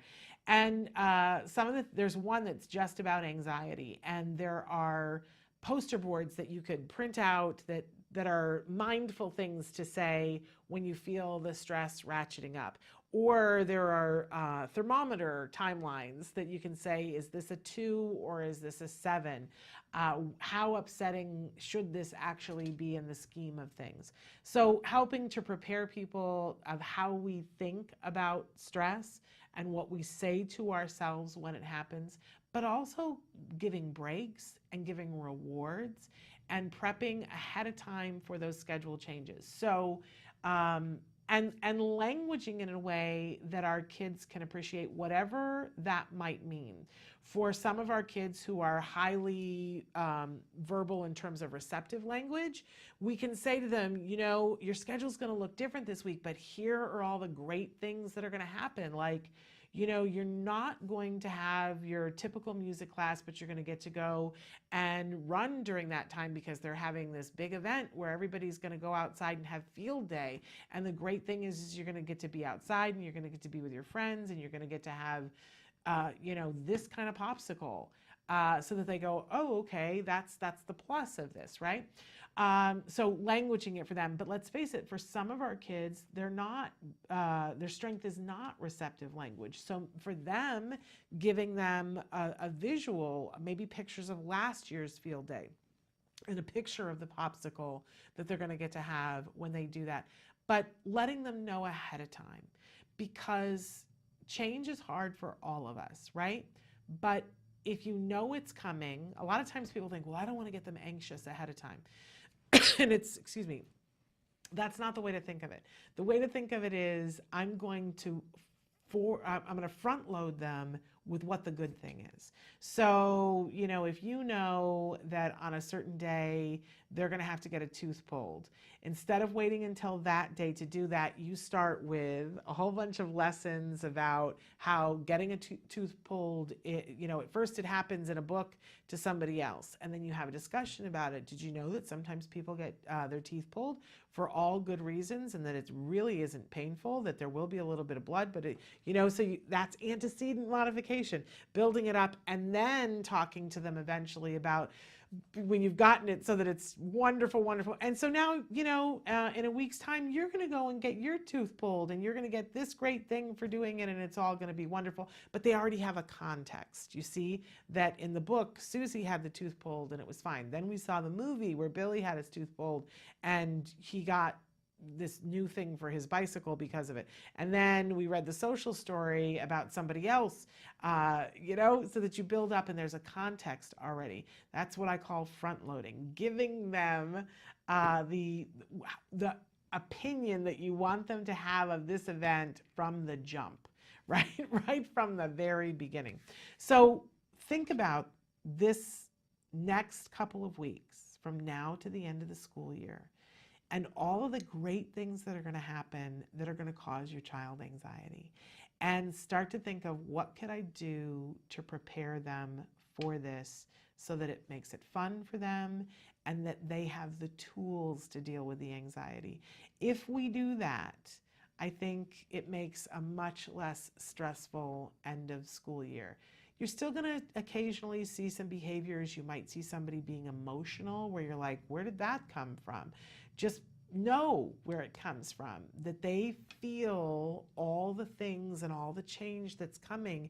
And it really can feel like you're driving towards a cliff and you can't see. There's a place that I drive every day in Los Angeles, and it makes me nuts that everybody slows down because they're getting to a top of the hill, and everybody knows what's on the other side of the hill, but they still slow down. They feel anxiety about, I can't see the other side of the hill, and it always backs the traffic up.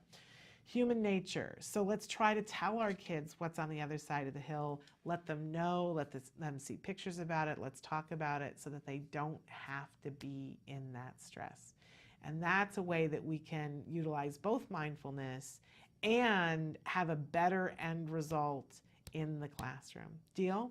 All right, we're going to take a break. And when we come back, oh my goodness, we have got 4, count them, 4 gentlemen from Spectrum Laboratories, and they're here to talk about their amazing Spec Fest. You're not going to want to miss it. I promise you, it's inspirational. So stick with us.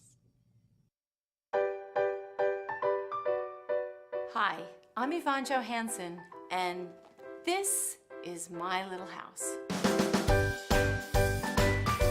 My Little House is an interactive, multi-sensory educational felt toy that I invented to help develop children's language skills. I love My Little House. I've been working as a speech therapist for over 20 years. I have spent my entire career working with young children. I work with children with language delays, and I have many children with significant cognitive disabilities and children on the autism spectrum. It has been a constant challenge finding toys that are fun, educational, and actually engage my students. In every preschool, since I've been a young therapist, we carry on these felt boards. Kids love them because they're soft and they're fluffy, and there's usually these little pieces that attach to these boards because felt sticks onto felt. You bring them into the activity because they're putting a piece on the board. So it's almost kind of like magic. So then I just thought, wouldn't it be great if I could just take this one-dimensional board and make it into an actual 3-dimensional toy? How cool would that be? That's the idea behind My Little House. You can spread it out flat like a 4-panel felt board, or here's the cool part. In the blink of an eye, My Little House easily converts into a 3-dimensional reversible house. This is the outside. This is the inside. My Little House comes with 36 felt cutout pieces that match outlines in 8 colorful rooms. And they're felt, so they stick. Each piece inside My Little House has been placed with purpose. For instance, in the kitchen, whole, half, under, on top, inside, big, bigger, and biggest, empty and full, circle, triangle, inside, outside. Really cool thing, I have a nonprofit, Lecotech. They are the folks that put out the Differently Abled Guide for Toys R Us. They've been doing it for 25 years. They gave me their seal of approval as a toy that they feel is a toy with purpose, and that will make a difference. But My Little House isn't just for kids on the spectrum or with significant disorders. It's also for typically developing 2 to 5-year-olds. It's a fun toy. Oh, this is so soft. That piece goes. Recently, I took my little house to the American Speech and Hearing Association convention in Philadelphia, and the response from my peers was overwhelming. Hundreds of therapists, teachers, and heads of school districts wanted to order them. It was real validation for me that this truly is a toy that needs to get out there. Hi, I'm Shannon Penrod. I'm a proud autism mom, I'm a former educator, and I am the host of Autism Live. And as all three of those things, I want to recommend to you My Little House.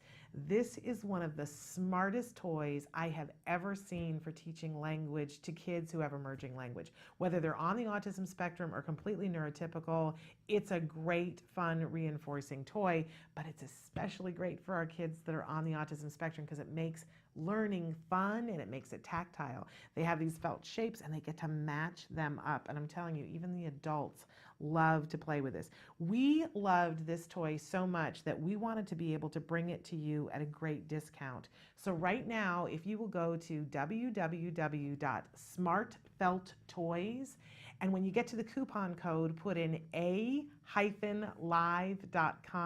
you'll get $5 off. Isn't that great? So I want to encourage you, go and get My Little House for all the kiddos in your life.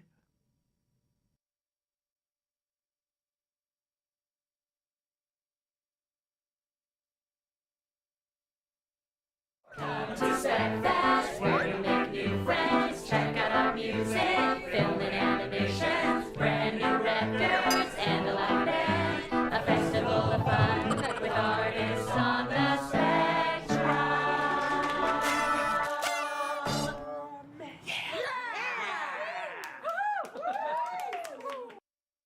Welcome back to Autism Live. I am in the studio with these three fabulous men. We have on the end Garth Herberg, Atticus Cowger, and Jason Weisbrod. Yes. Did I get it right? You got them Because right. I constantly Nailed it, Shannon. want to add syllables to all of their names. It's funny, my name's the hardest one to get right, and yet you nailed it perfectly. I've been practicing.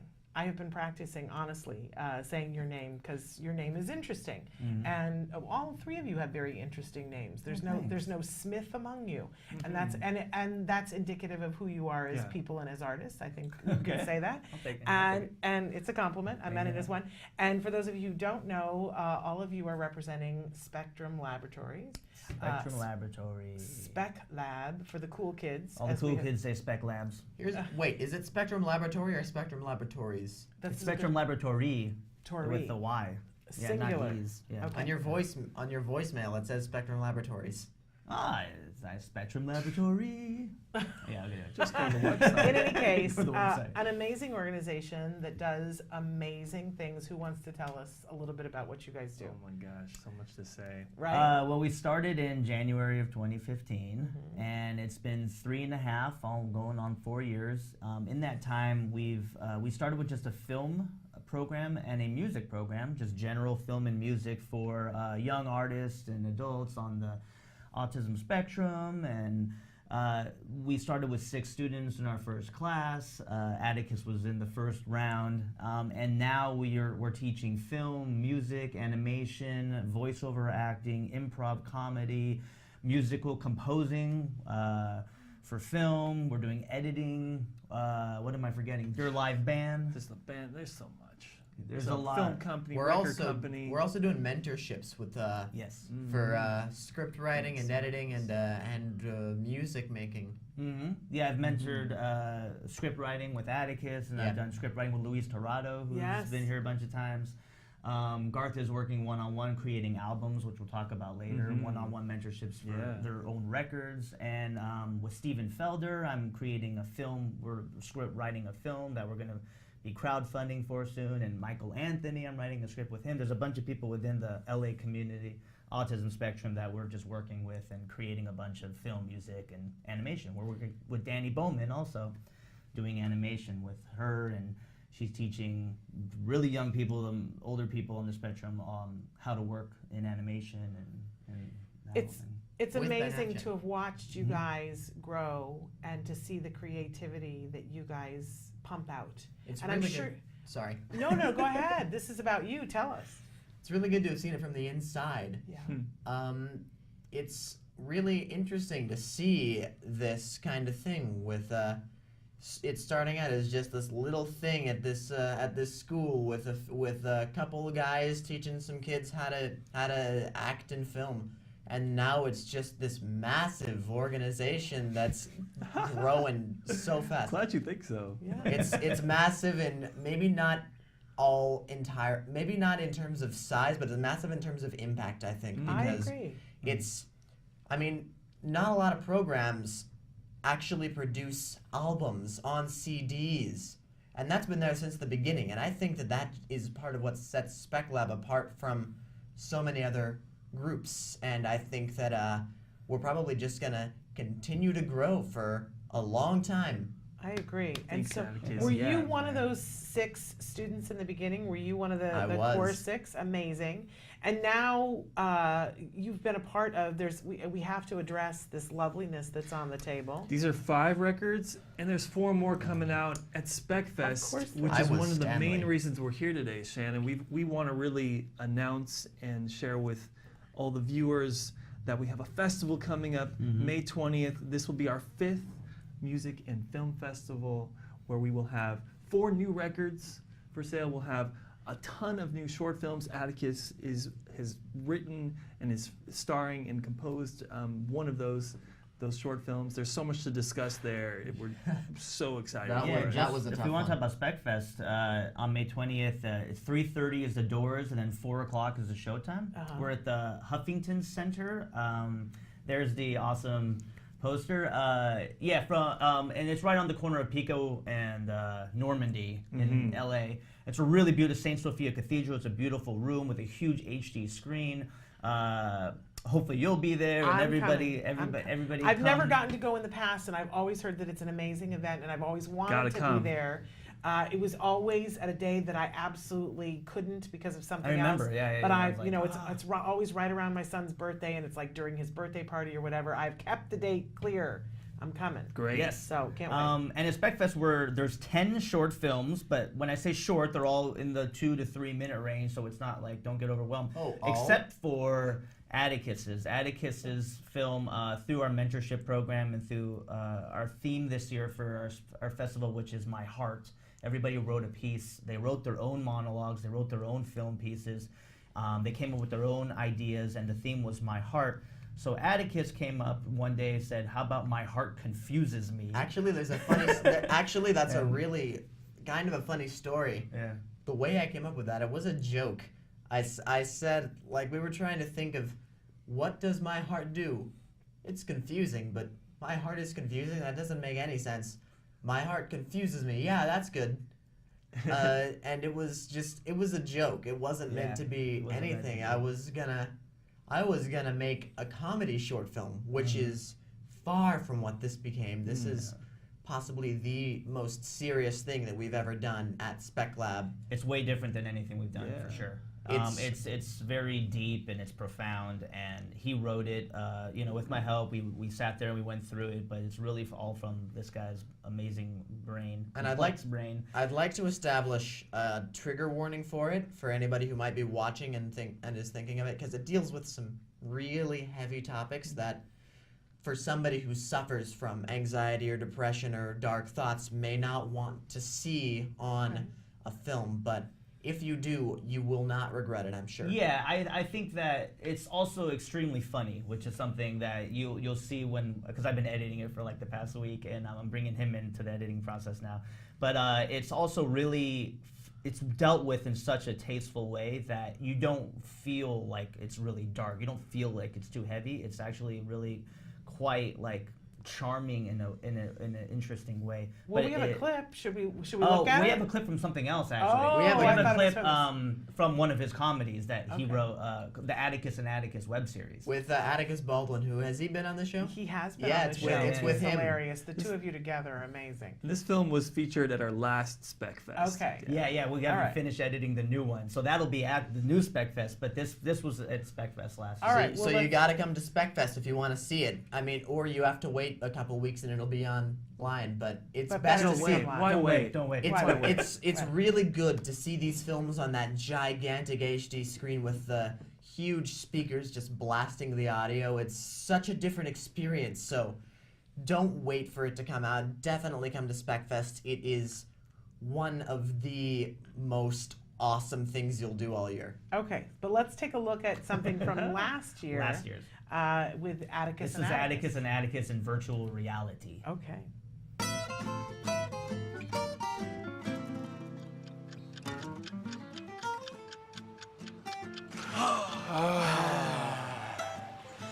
He should be here by now. It's 2 minutes past the estimated time. 2 minutes? I can't wait.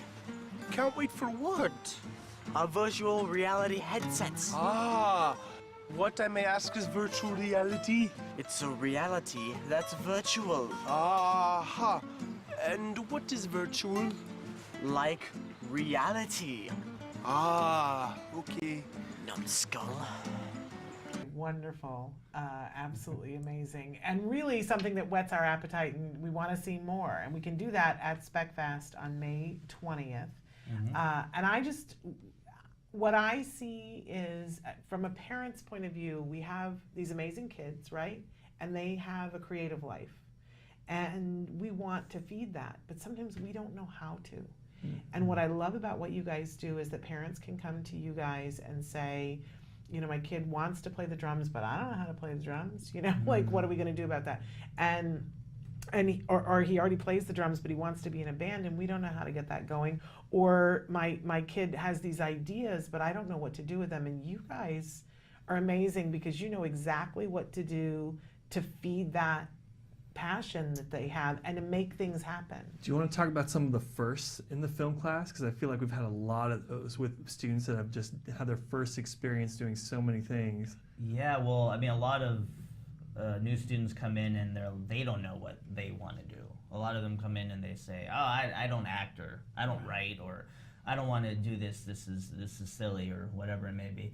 And then they'll see the leaders of the class who've been doing it for a little while get up there and show what they've done, like Atticus or Dominique or, you know, Lucas, or these people who are getting up there, and Baldwin, and just sharing the stuff, and all of a sudden you'll see them slowly go like, okay, that's kind of cool. Like maybe I'll do that, and then slowly they start like writing a little or acting a little, and by the end of it they're like, when's my film showing at SpecFest? I want my film to show, and then and it becomes this thing where they're starting to discover their talents through, like, they didn't know they could write. Yeah. Then they'll sit down with me and I'll be like, well, what do you want to say? And then all of a sudden you just slowly go through the process. Or, you know, I don't necessarily want to play in a band, but all of a sudden you'll put them in the room, and I'll think about like Max or somebody who's, you know, you put them in the room, all of a sudden they're like, well, I want to write a song, now I'm going to do it. And so I think it's more about, it is us nurturing the talent, but at the same time, it's the community. It's like the whole team kind of picks everybody up. You know, sometimes we're at a loss, like, I don't know what to do, but then like Atticus will come by and be like, hey, why don't you do this with me? And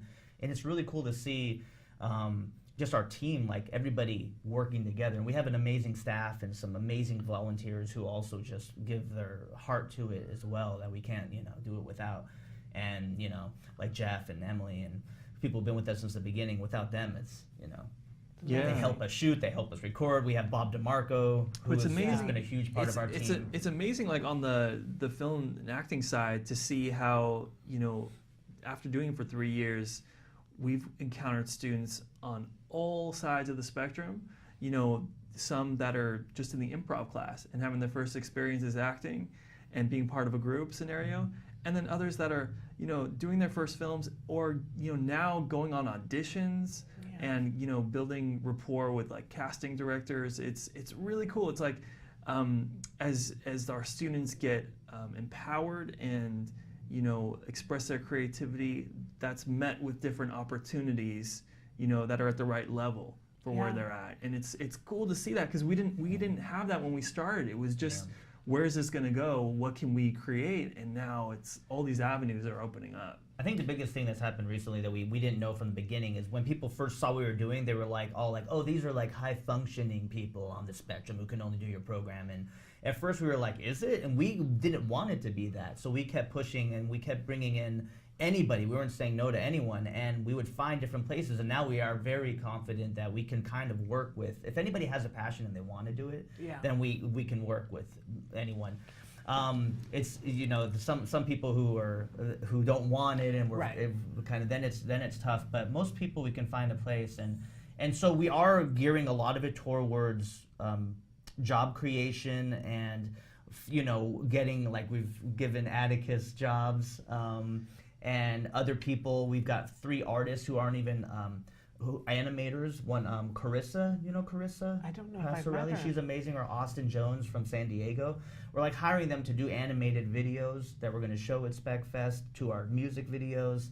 Hiring editors. Ben Avchen is amazing editor. So we're, and then also the other side is, you know, we're meeting casting directors. Spencer and Dominique from our program are on Atypical for season 2, and we've been self-taping and sending in a bunch of people for commercials, for auditions. So we're really trying to, on all sides of the spectrum, whether you just want to come hang out first time acting in class, or if you are looking at this as a career, then we can kind of work with everybody. Yeah. That's been so cool to see more of this year, just seeing more of those firsts in, you know, getting gigs, getting jobs, getting more professional experience. That's been really great. And it's also made life a little bit easier for Jason and I, because we'd been doing all the work ourselves for the first couple of years, and now we're able to kind of build that team from the ground up and see our students starting to take on some of those skills and responsibilities, like you. Like Atticus, yes. And because I know you've got a lot of different projects that you're working on, but one of them is you're collaborating and helping me. You're writing some music for my one-woman show. I am. And I'm loving that, and I'm loving getting a chance to work with you, and it's been really fabulous. Yeah, I am enjoying it as well. It's a really good experience, and the music, I like the music side of things as much as I like the performance side. It's really just all around a great thing. And now these guys have actually got me arranging and helping to make the music on the albums. Like, I edited some vocals for Dominique Brown's album, and I'm also doing a lot of instrumentation and like arrangement on just the main Spec Lab album this year. Yeah, he's kind of getting his hands into everything. He's doing score. You're scoring for some of the films, including your own film as well as some of the other ones. Working on the albums, and just, you know, writing and acting on top of it. So he's doing a whole bunch of stuff. Yeah. And what I get when I'm with you is that I get this sense that there's nothing that you can't do, that all the doors are open, and that you're not limited by anything. You're not limited by this idea of, well, am I an actor or am I, you know, a composer? I see in you, Atticus, that you're like, I'm all of those things, and why wouldn't I be? It's less that for me, and more, I want to be all of those things, so I'm striving towards being all of those things. Mm-hmm. I always want to be the best that I can be at everything that I want to do. Mm-hmm. And in doing so, it's actually getting me paid work doing music. And I'm going to be honest with you, I never thought I'd be a musician. I always thought I'd just be a performer, an actor. But now, I'm a relatively, for somebody at my level, I'm a relatively successful musician getting, like... And it's not what I expected at all. Yeah, off to a great start. Yeah, it's because I wanted to be that, and I was striving to be the best that I could in that field.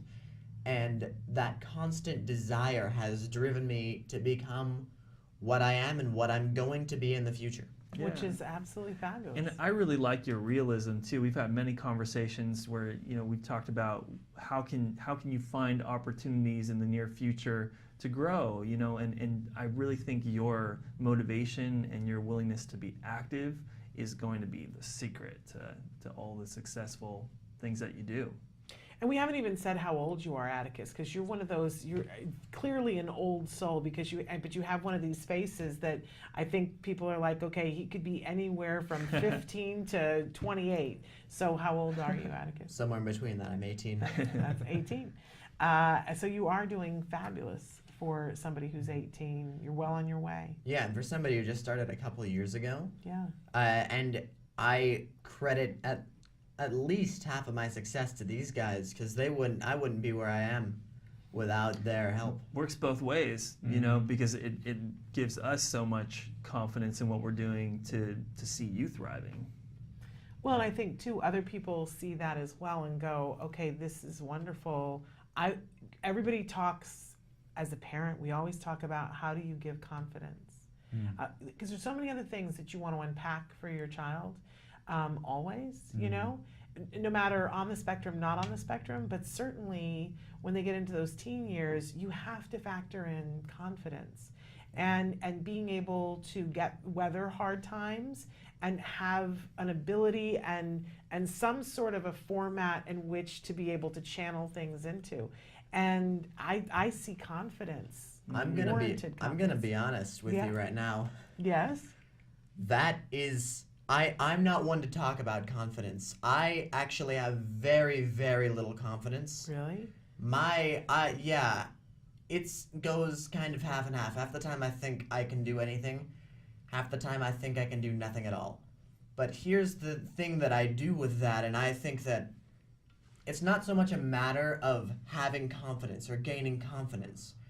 It's a matter of trying to get to a point where you can have confidence, because what I do is I take my feelings that I'm not gonna succeed, I can't succeed, I'm not good enough to try to be somebody who can. So what you think is, what you see as confidence is just a desire, just me striving to be good enough to do it. Yeah. And in doing so, it produces something that is magically good. But I think that willingness to try, Atticus, is everything. I think that in and of itself is a form of confidence. And anything, as a parent, anything that would give my child or somebody else that child, I look at you and I go, that's amazing. I'd love to give that to everybody. That willingness to try, because sometimes you don't know what it's going to be, right? You're willing to try and create, and you don't know what the end result is going to be. It's easy to make that sort of thing, the feel that you can't be good enough, as something that'll stop you from doing what you want to do. But the key is you don't let that happen. The key is you use it as motivation to get to the point that you want to get to. And in all likelihood, you won't get to the point that you want to get to. But that constant desire to get to that point is what keeps you going, and it's what keeps the art happening, and it's what keeps the skills building. You should always strive to be better than you are. And with me, I can't really control it, but I take it a little far. I feel like I always have to be, I always have to strive to be a satisfactory amount, but that gives me the motivation to create the product that I do.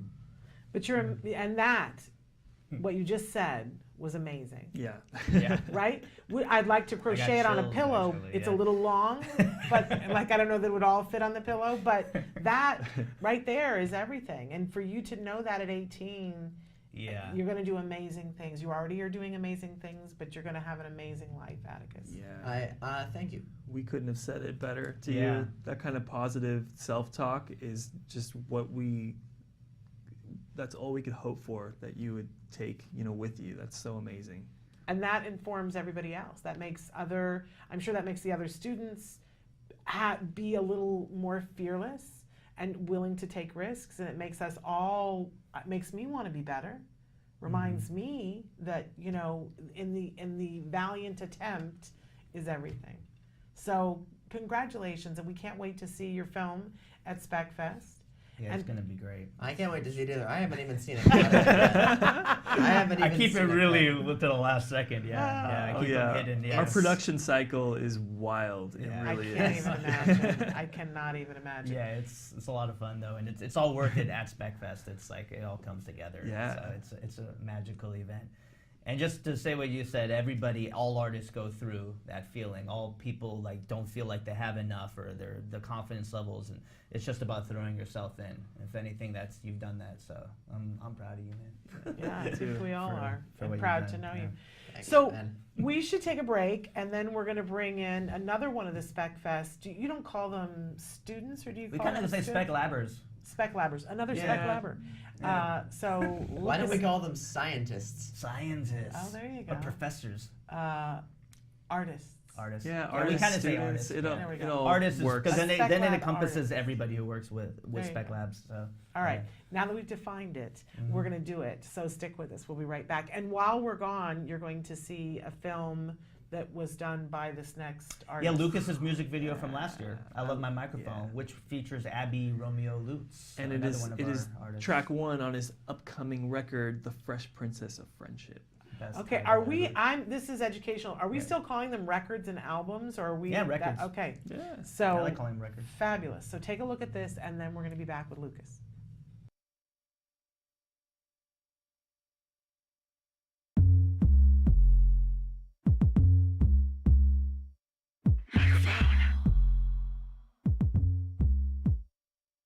MICROPHONE.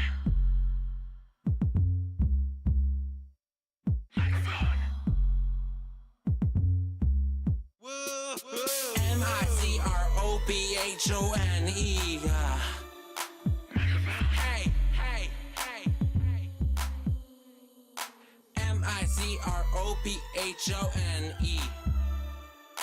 MICROPHONE. I love it, love it. I love a microphone. Give me more of that microphone. I love a microphone. It's my so fine happiness. Open your ear, receive my kiss. A microphone is a beautiful weapon. It's my truth, it's my confession. Mean people cannot pull me down when I make this awesome sound. Yo. And the world goes round and round. MICROPHONE. I love a microphone. I love a microphone. MICROPHONE. I love a microphone. I love a microphone. On the mic, I feel neurotypical. The neurons are doing well. I love a microphone. When I can't get my words out like Ariel, find the mermaid mic and I'll spill it, y'all. And the world goes round and round. MICROPHONE.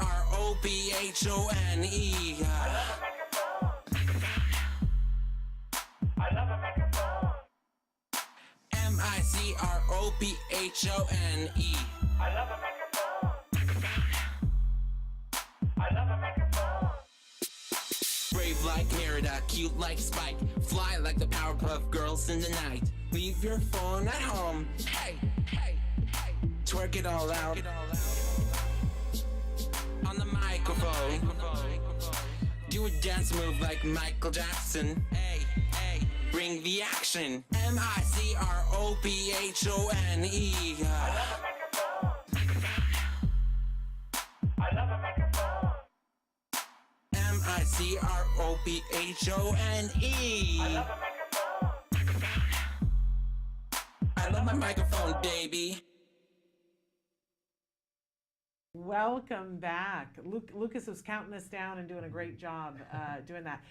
We are back with Spectrum Laboratory, or Spec Lab. Spec Labs, yeah, that works. But so too. Spec Labs. I'm Yeah. confused about plural or singular, but we're it gonna all stick works. with one, and we started with Spectrum Laboratory because it's the full Okay. name, but we're gonna go with Spec Labs because that's actually our nonprofit name. Is Spec Okay. Labs. And Jason Weisbrod. And Lucas, I don't know what your last name is. It's Lucas Saluski. I love that. That's a fabulous name. And Garth Herberg. I always want to add an to Garth because I just do. Don't do it. I know, it's not appropriate. But anyway, we've been having a great time here in the studio talking about SpecFest, which is coming up on May 20th. And Lucas is joining us to talk a little bit about some of the things that he's been doing with Spec Labs. And about my life as well. Very good. So talk to us a little bit, you guys, about maybe Lucas, we just watched a clip. Tell us what you're excited about for SpecFest. I'm excited for new music because I'm performing The Fresh Princess of Friendship on May 20th. Ooh, what is that? Can you Wonderful. tell Tell us, everybody what yeah. that is? It's a song that is based on the parody song of the Fresh Prince of Bel-Air theme song. But it's also it's the title track for your record. And it's right? also the title track for my solo debut album. You got your own album coming out. That's got to be really exciting. Is it? Yes, it is. Since we started Spec Labs and like 3.5 years ago, Lucas, since the first class, has been like, I'm premiering my debut solo album this year at Spec Fest, and we're like, no, you're not. And you were like, and he's wanted it so bad. Every year he'd come in and let's do our debut solo album, right? Since the first class. Exactly. Yes, and then this last year, Gar said, let's do it. Let's actually do it. Awesome. And Lucas, can you explain what you've done on the record? Because you've had a hand in a lot of things to make it. Well, like last week, I've already done processing new music. Yeah. Well, you're already moving on to new music, but let's talk about the making of the record. So the making of the record, Amy Fagan, she is the designer for my album. She did the album artwork. Yeah, big thanks to Amy. She's an amazing Big thanks to Amy. volunteer. And my genre for my album is pop, and I'm selling my record in stores. I love that. And you wrote it, produced it, engineered some of it, right? Yes. You were, a big part of making the entire project. Yeah. And the video we just saw, I Love My Microphone, was kind of the first stepping point. Because wasn't that like you kind of started the beat for that? He kind of started working on the beat. That's right. That's how it started happening. We were like, well, Lucas is actually really good at making beats. And so then Garth was like, I want to delve into this a little bit more and see how creative, this guy is. And then through it, like some of the music you started sharing with me at the beginning, I'd be like, this is amazing. It reminded me of just like old school Beck and like really amazing beats. And then your voice is just so awesome. And just a combination of your style of music making with the smile. It's really fun music and really awesome to dance to more than anything, right? And the lyrics too really blew me away, Lucas. I loved your writing and just some very like poetic just lines that you've strewn together for the album, but all set against this really like fun kind of pop sensibility that you have. It's really cool. Yes. It's a very positive album. It's like super positivity. It's like, I like to call it the super positivity jam because it's just like everything about it makes you about making friends and dancing and going to parties and just, what else? What do you think your album's about? It's about the dream pop. Okay. Of a rainbow sized. I love that. What is the title of the album? The Fresh Princess of Friendship. The Fresh Princess of Friendship. It's the Fresh Princess of Friendship. Got it. Fresh Princess of Friendship. Of Friendship. I'll have it eventually. I love that though. Were you a big fan of the Fresh Prince of Bel-Air? Yes, I was, and now I'm a big fan of My Little Pony. I love that. I absolutely love that. And so how many tracks are on the CD? They're like 10. 10, and you wrote each one of them? Yep. Now, I'm always curious, when people write 10 songs for a CD, did you actually end up having to write like 14, but you took 4 of them and said, I don't want to, how did you pick what got in? Garth picked the idea. Well, we basically worked together, and I think within a time frame, everything that was written got put on the album. There were a couple things that you wrote right after we finished the album. It was a little too late to put them on. I know you wanted to. And I'm doing the B-sides of The Fresh Princess of Friendship. Which will be some of the really new music that you've been working on this year. Yeah. And so is there a plan then for a follow-up CD or too early yet to say? I'm going to have a follow-up CD. Okay. Which I is love the that B-sides of The Fresh Princess of Friendship. I think we'll probably release some B-sides because you're pretty prolific, Lucas. You keep writing, so we'll need some avenue to keep sharing what you're doing. Yeah. But I should mention when you started, Lucas, there was a lot more. Jason and I were a lot more hands-on. With like creating the music and writing the lyrics for the first couple songs that you did. Mm-hmm. But it's been amazing to see you just in the last like 6 months transition so far away from relying on us to kind of push you and get the ideas out of you, and just seeing you kind of bring it all out yourself. Yep, and my heart shines. Oh yeah, My Heart Shines is what? Will you explain what My Heart Shines is? My Heart Shines is where you can shine your way Well, he created one of the short films we're going to be showing at SpecFest is a meditation video that I created with Lucas, and it's it's a guided meditation that Lucas is going to guide everybody through, and it's called My Heart Shines. And so he kept saying, so we talked about meditation. It's been a big thing in his life lately.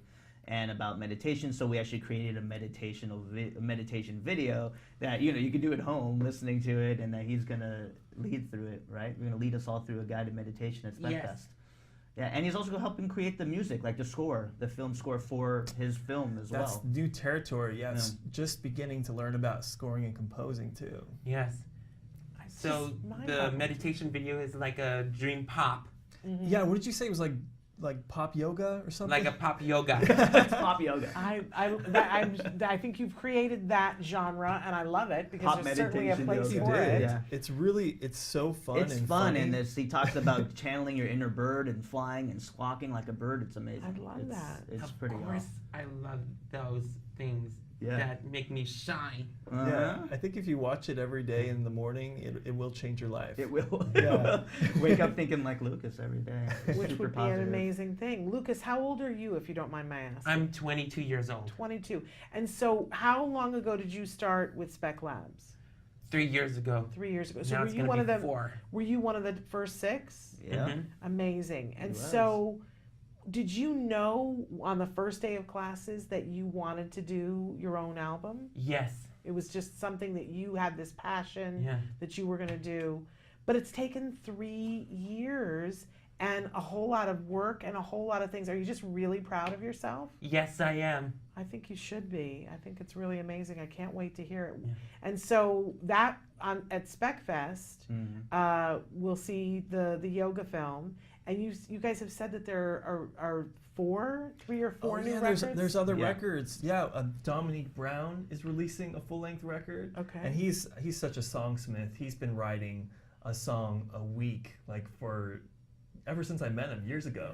Yeah. And it's really about time for him, and so excited for that. And then Tara Tigawar, she likes to go by Tara Violet, is also releasing a record, and she just learned how to produce music 6 months ago. Wow. It's amazing. She's been really Every prolific. single albums from the SpecFest are gonna be like plastic and.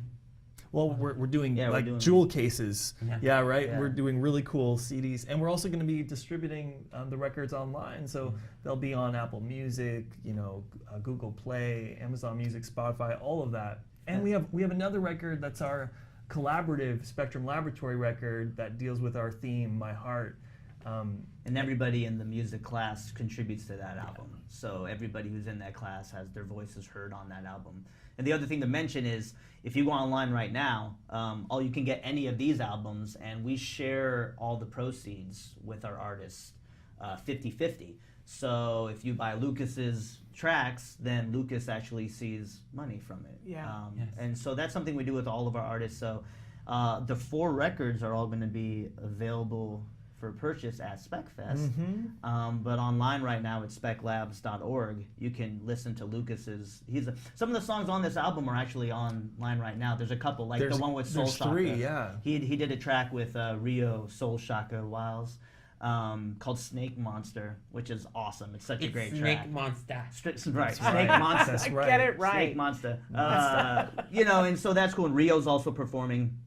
Soul Shaka is performing at SpecFest too, which is really exciting. Will we get to hear some of the songs from the new records at SpecFest? Oh, absolutely. A lot of them. Will they be performing There's live? going to be or? music videos for a lot of the songs that Okay. we're releasing. So every year we have music videos that go along to the songs we're releasing. Like one of his songs, My Heart, we did a big group video for that. You're performing Fresh Princess of Friendship live. Yes. Yeah. Okay. And the band Soul Shaka, the band's going to do 5 songs from the new record as well. So there's a great track called "Jumpin' in the Street" that Dominique Brown wrote. That's on his album. The whole band's going to play it live. Yeah. So it's an amazing event, really SpecFest. Jam-packed. May 20th, and it's at 3:30 till 6. Yeah, 3:30 doors. The show starts right at 4. Okay. Yeah. All right. And it's at the Huffington Center, but if you're opening the doors a half hour early, I'm guessing that you should get there because the seats are yeah, you want to talk about reserved. Definitely get there early, and come like ready to spend because we're gonna have amazing prizes. We're gonna have an awesome raffle. Gibson just donated an incredible guitar that we're gonna Amazing have guitar. in the silent auction, a Firebird. And also we have artist booths. So Luis yeah. Torrado, Carissa, Austin, the people who are doing our animation, as well as the people who are selling their records are all going to have their own artist booths. So it's really, all the booths are actual artists who have been working with Spectrum Laboratory, creating stuff. So they're all going to be selling their art and, you know, and promoting what they do. So that's going to be the first half hour.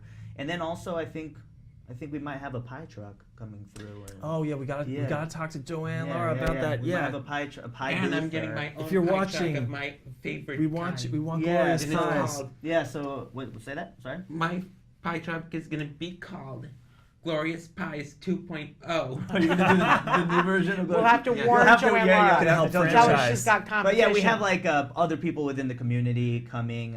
Or Visionary Pies by Glorious Pies. Ooh, Visionary like Pies that. by Glorious Gotta have a Pies. power meeting. Maybe I have like think- an arm off of the pie truck. I But think you know, they we're need just, to, we're just to inviting name one a of the bunch pies people. the visionary pie. Oh, the visionary Instead of pie. just calling it a lemon pie, they can, you know, have the lemon visionary pie. Oh. I'd rather eat a visionary pie than Yeah. just a pie. Just a regular pie. Although I like pie no matter what, let's be honest. But yeah, no. So the first half hour is really to like raffle tickets and buy artists' work and just check out the work. And we're gonna have a cool slideshow of, you know, the different work and photos and red carpet and all that fun stuff. So much good stuff. It's just a privilege to get to be in the room with you guys and to feel the energy of what it's like when you have young artists that are creating. Because let's face it, if you could bottle that, man, you could sell it. So just to be in the room with that is an amazing thing. I want to encourage everybody to get there to SpecFest. We're going to be there. We're figuring out if we're going to do anything live from there. So that would be awesome. But Lucas, it's just been fabulous to have you here with us. I can't Thank wait you. to see and hear your new record. Yeah. And I hope that people come out to SpecFest. But after, if they can't get to SpecFest, because you know we're seeing globally. You can get them in stores. Okay. In And local you stores. guys have a the online website store. too, right? Speclabs.org. Yeah, what's our Speclabs.org. Speclabs.org. Okay. Fabulous. It's remarkable what you guys do. It's such a great, it's a privilege. That's the We word I love keep it. coming back to. It's, So it's an awesome thing to be able to do this. You know, it's great. well, And thanks for letting us be on and share the message. no, Thank honestly, you so much. thank you so much. Yeah, thanks It's for it's having me. wonderful to be around artists, but also I have to say to the two of you to have two fabulous. We don't have enough men in the autism community who are setting standards for our men in the autism community about how to be great guys, and you guys do that on a regular basis and teaching them how to be artists and have respect for their work and other people's work. It's a great thing. You guys are doing an amazing thing. Thanks, Thank you. Shannon. Thank you. Thank you. That means Thank a you. lot. Thank you. All right. And plus, we all shine like stars. Yes, That's right, we all you shine do. like stars. That's right, you do. We have to sign off now, and I just want to say to everybody that we will be back next Wednesday, and you're not going to want to miss that. We've got a great lineup of shows for you. So until then, give your kiddos a hug from me and one for you too. Bye-bye for now. See you next time at See ya. Autism Live.